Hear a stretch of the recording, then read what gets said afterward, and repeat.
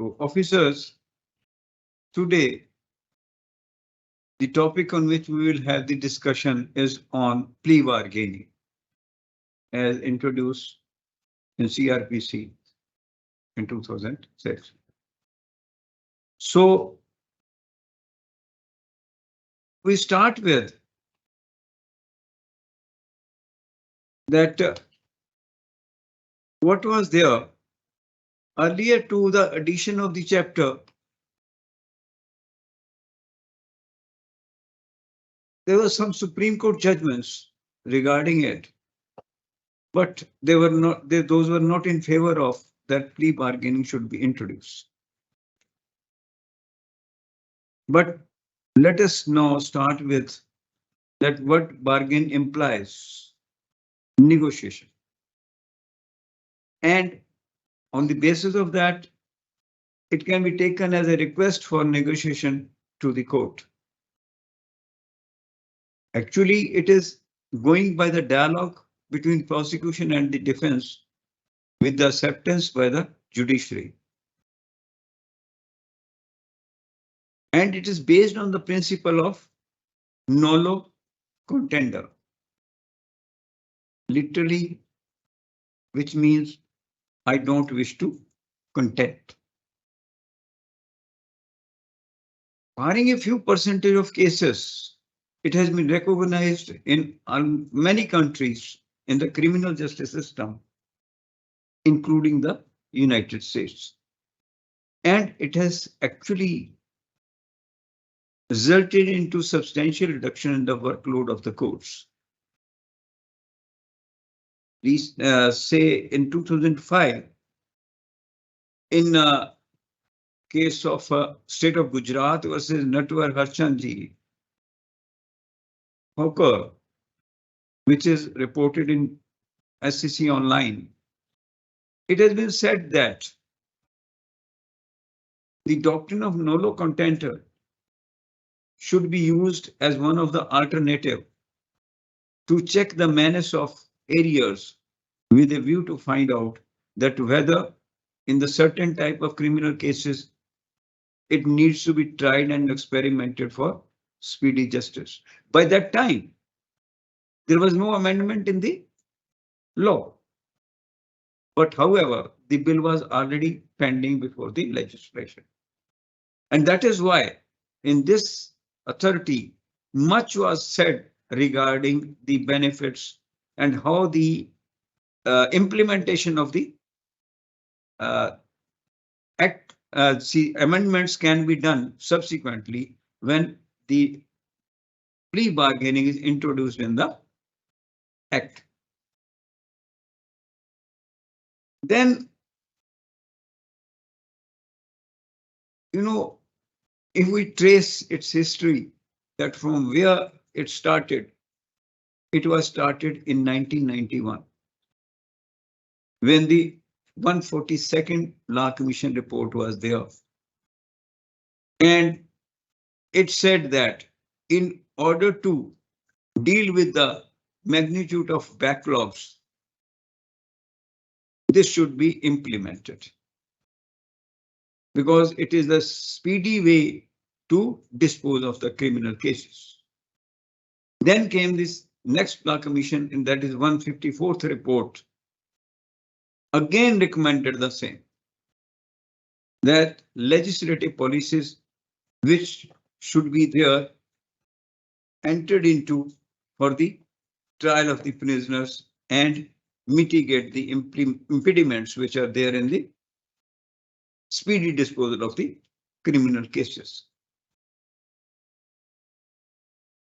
Then ultimately, after the 177th Law Commission report, the Malamuth Committee in 2003 suggested that it should be there in the criminal justice system of India. And this will be the most effective remedy in order to reduce the burden on the courts. See, it was thereafter that a bill was introduced as Criminal Law Amendment Bill of 2003 by saying that we should introduce a new chapter 21A under the head plea bargaining in CRPC. The main aim was speedy disposal of the criminal cases. And, ultimately, with effect from 5th of July 2006, this chapter find mention in the CRPC. But till you can say up to 2022, not much benefit of the same could be taken by the criminal courts. It may be due to the response which were there not up to mark of the defense counsels or the litigants who were thinking in different yardstick that if the punishment is to be gone into, why to go for? But Honorable Supreme Court in a suo motu writ petition on 14th of September 2022 had said that this concept should be popularized. And they gave the certain guidelines for this and suggested a way or a mechanism for effectuating the provisions that one court in each district of JMIC, ACJM or CJM, and one court for any additional session judge or session judges to be identified as a pilot project. And all the cases which are there in those courts in which the sentence is less than 7 years, because this is the basic fundamental of the plea bargaining chapter, that where the punishment is up to 7 years. Only those cases can be decided by entering into plea bargaining. Then they said that the exercise should be taken to decide those cases by plea bargaining, compounding, and under the Probation of Offenders Act. So these three things were taken down. Subsequently also, the latest they have said, but have said only with regard to the provision of release of prisoners by getting bail to avoid the delay. And that is on 31st of January 2023 in the same suo motu writ petition. The provisions which were added were there from sections 265A to 265L. These provisions were there, but accordingly, this was to be seen that only the cases which are there with a punishment up to 7 years, those can be held to be justified for entering into plea bargaining. Apart from it, it was also there that the cases which are touching the socio-economic fiber of the country or are against the women or against the children below the age of 14 years will be out of the scope of plea bargaining. Now this very simple procedure, but yes, of course, a technical one, has been introduced into the various sections which are there from 265A to 265L. If we broadly discuss it, this is that whenever a case is there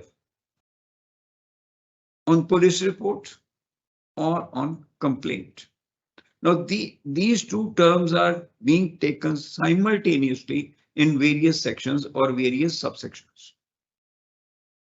Distinction has been quite evidently made that the police reports, cases, and the cases which are there on the basis of the complaints, they are a little bit of procedure which is different.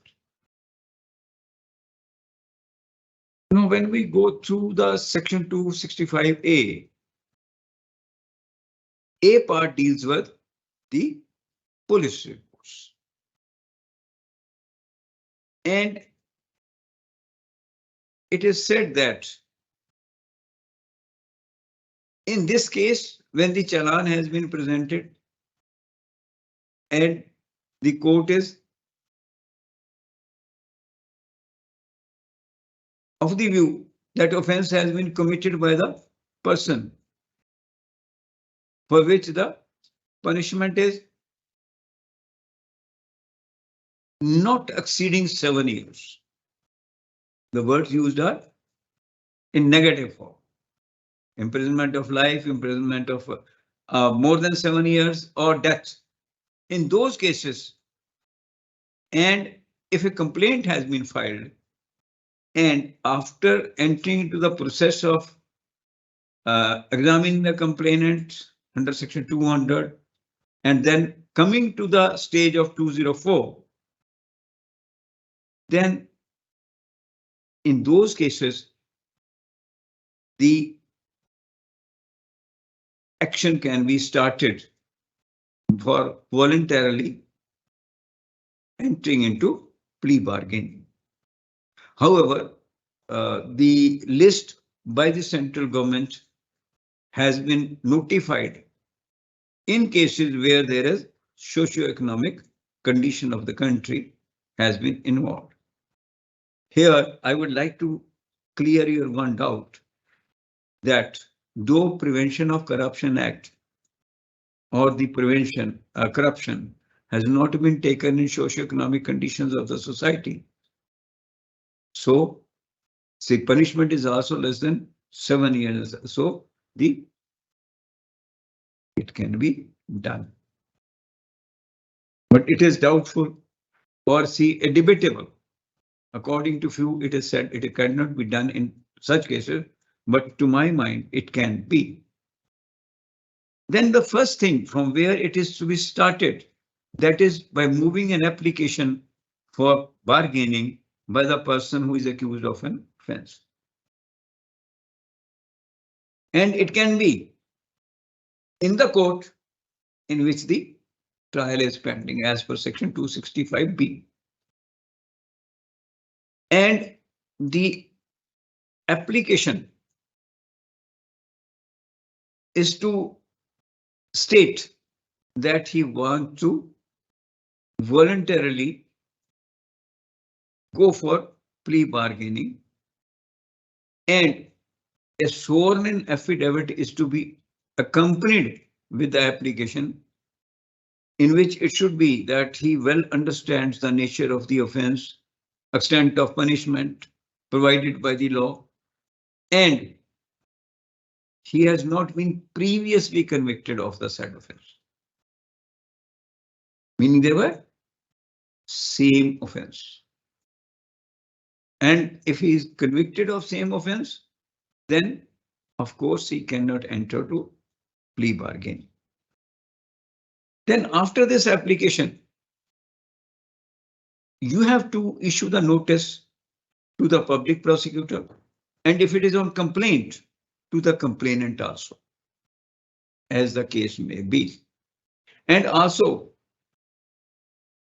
the person accused who has moved that application can be asked that yes, you appear on the date fixed of the case, in which the notice has already been issued to the prosecutor or the complainant. Now, what will be there?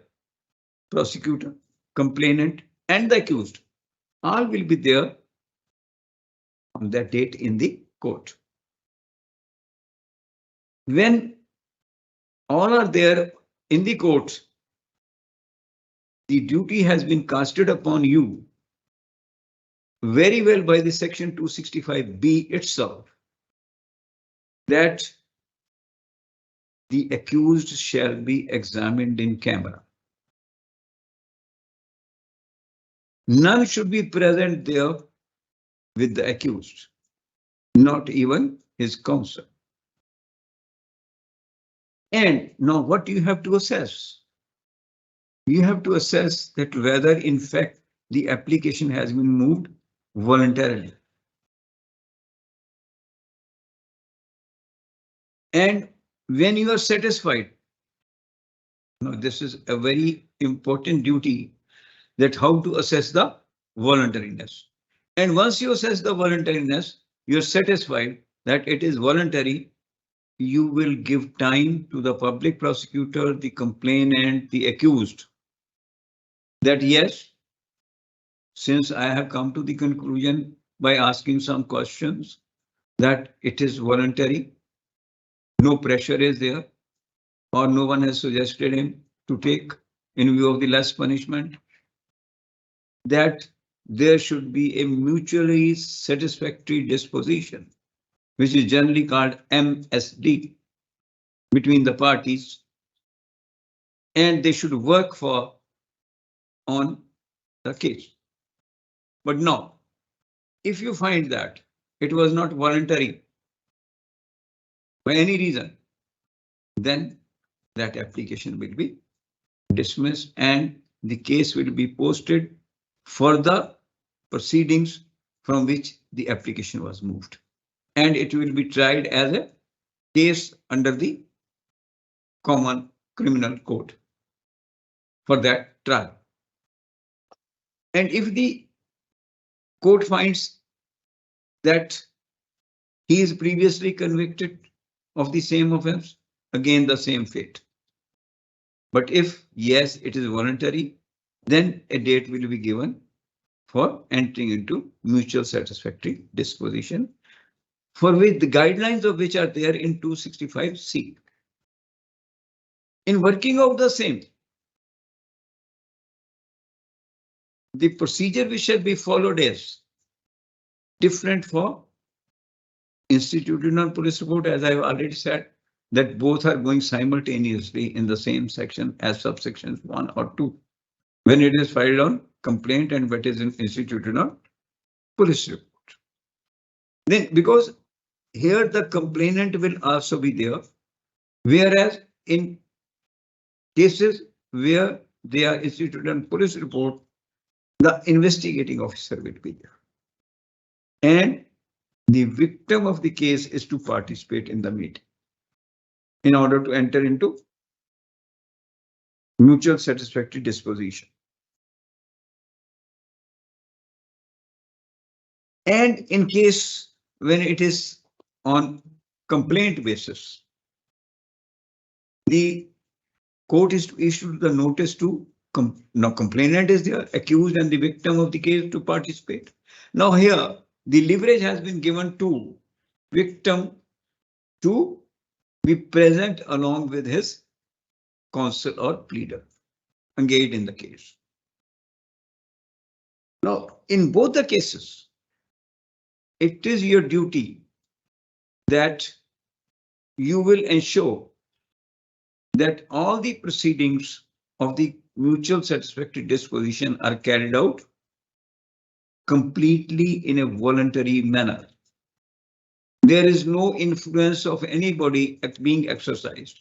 Yes, but this, however, the negotiations can be there regarding the compensation by the victim or the complainant, if he is another from victim.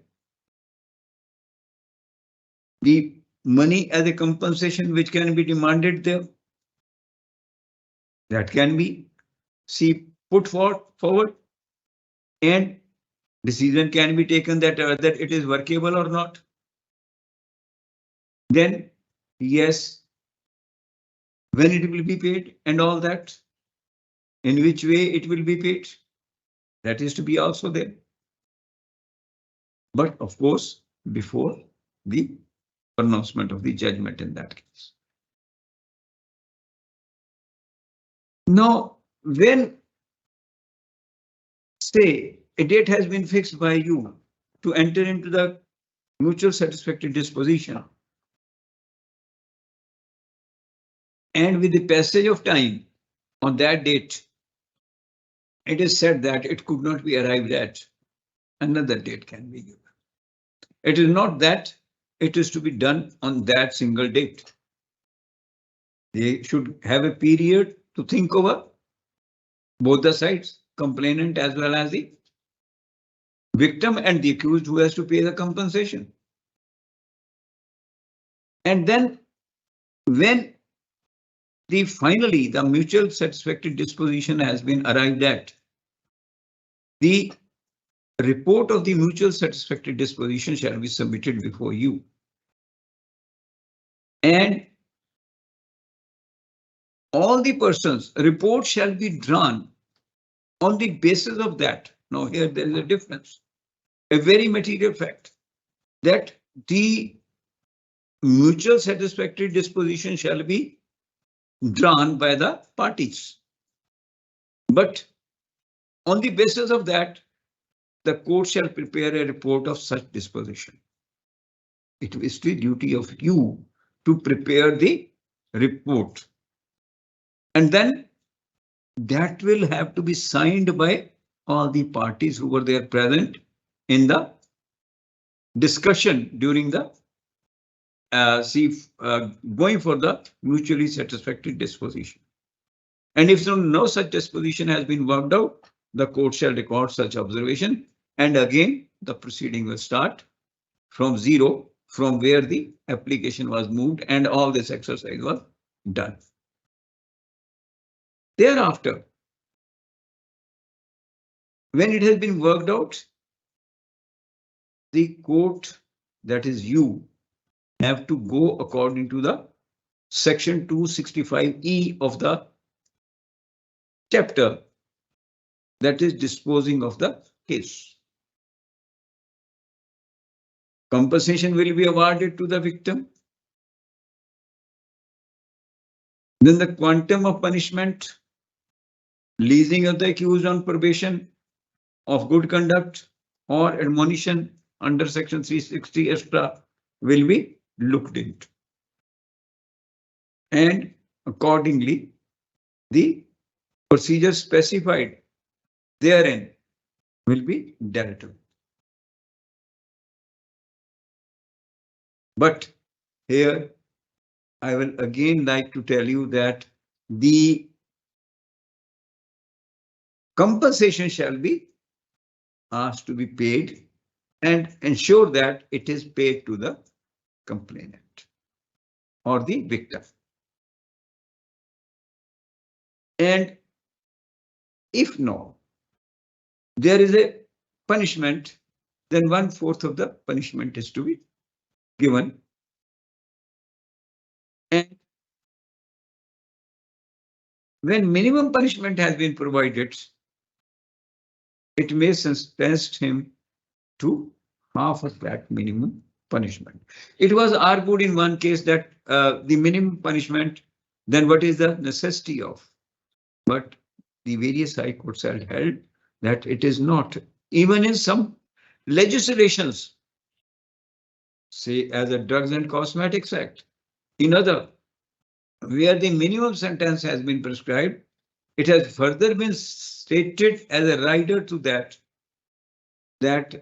the less punishment can be provided by recording special reasons and in special circumstances in that case. So here it is half of that punishment which can be granted. And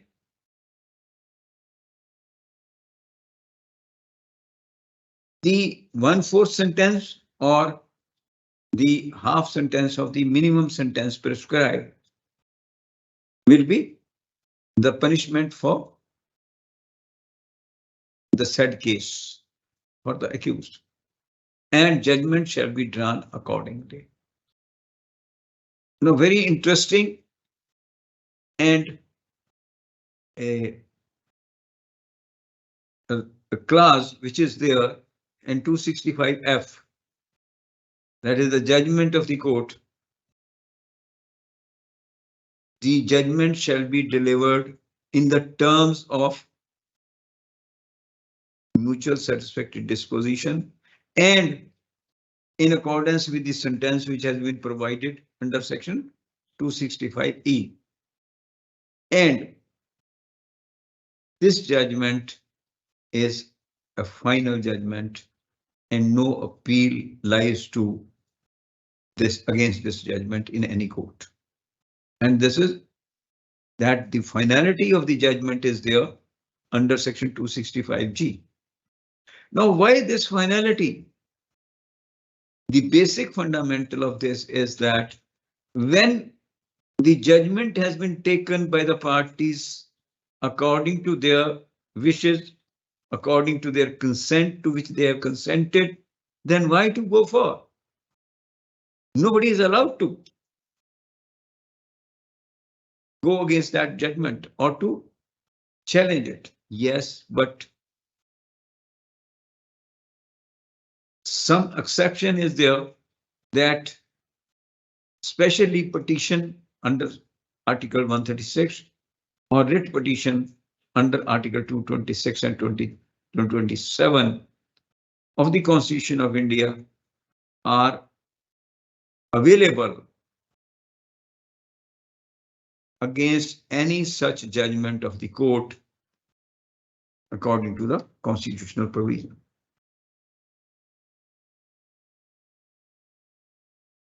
And for this, the limited purpose will be as contained in Article 136 and 226 and 227.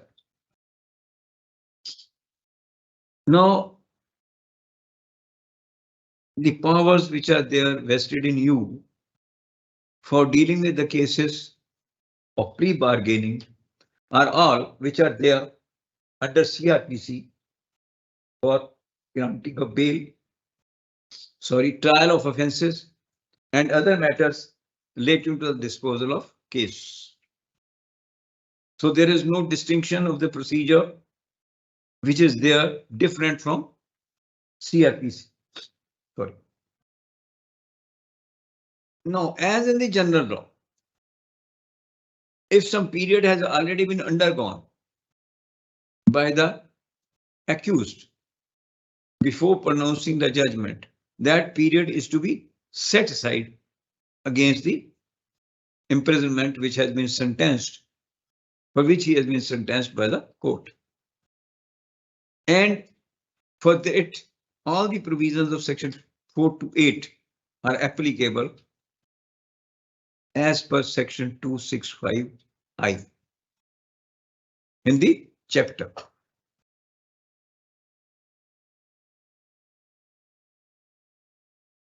And then very important is that now the affidavit, the first affidavit which was filed by the accused, when he tried to request to the court that he want to enter into plea bargaining by admitting the guilt and voluntarily act. The statement now which he has made, what is the use of that statement if the plea bargaining does not end into a mutual satisfactory disposition, or otherwise it was found not to be voluntary? Then in all cases, the statement of the accused cannot be used in any law under the time being in force as per section 265K of the chapter. And when the case is to be dealt with under the general provisions, that will be considered as not in existence and nugatory. So this is very important. And finally, it is to be seen that it shall not apply to any juvenile or child as defined in class K of section 2 of Juvenile Justice Act of 2000. Now this is non-application because when we were just looking into the offense against the accused children which are there of up to 14 years of age, and also when accused is such as is covered under the Juvenile Justice Act, so these provisions will not apply to him also. So this is all in short, which we can say that the provisions are there for plea bargaining. And recently, generally it is a perception that since in case of 304A, Supreme Court in Dalbir Singh and versus State of Haryana, I think a case of 2004, that probation cannot be done in cases of 304A. So it is the generally in these cases also there should not be a plea bargaining. So this is not correct approach. Recently, say not recently, in probably 2011, Delhi High Court has allowed this in Ranveer Singh versus State, wherein a person was crushed by the bus driver. And they have said that even the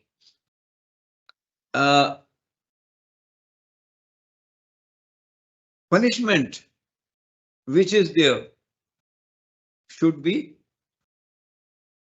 given by looking into the aggravating circumstances which can mitigate the period of sentence. So this is all what in short or what in detail we can discuss for plea bargaining.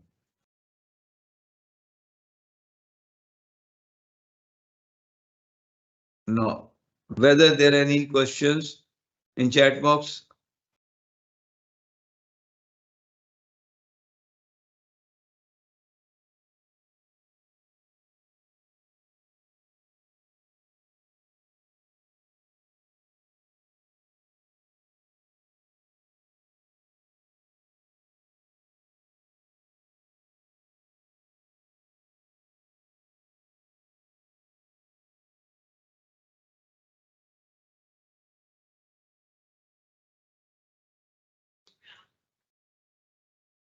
हाँ मैं mic खोल लिया.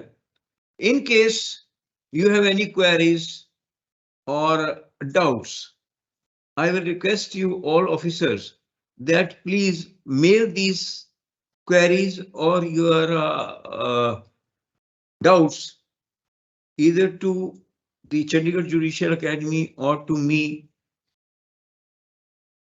which can be answered so that your doubts may not remain there.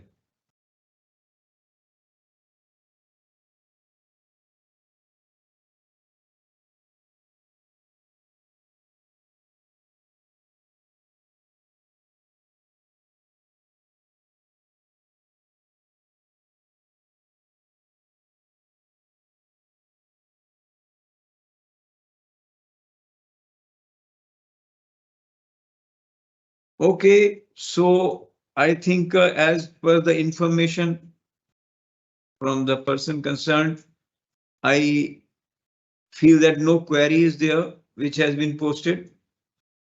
And I again assure you that if you ask or when any doubt has been received by the academy or by me, it would be properly answered. So in the end, I'll thank you all. Thank you very much.